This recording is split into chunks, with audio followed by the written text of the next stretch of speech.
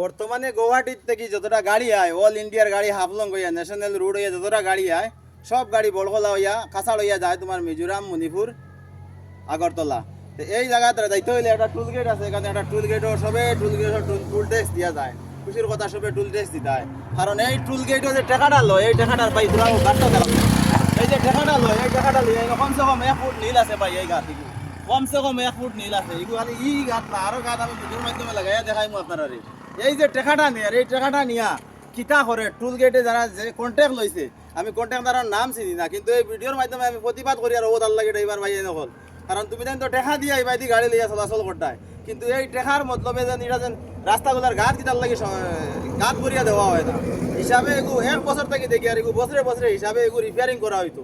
আমি একজন ড্রাইভার ভাই, কিন্তু আমি বর্তমানে ড্রাইভারে করি না, কিন্তু তোমাদের দুঃখ দেখি আমার মানে কষ্ট লাগে ভাই। আমি রাস্তা দেখো ন্যাশনাল হাইওয়ের এই গাড়টা দেখো ভাই, সবে প্রতিবাদ কিন্তু কেউ করতা না, আমি একলা প্রতিবাদও নামছি। আর যদি সব ভিডিওটা তোমাদের কাছে কারোর কাছে যায় আমার ভিডিও শেয়ার করিয়া সবাই প্রতিবাদ জানাইও। কত বড় টুল গেটের একটা পয়সা নেই, আর এই গাড়ির দেখো গাটা কত বড়, একটা ন্যাশনাল হাইওয়ের রাস্তাটা দেখো কতখান গাছ।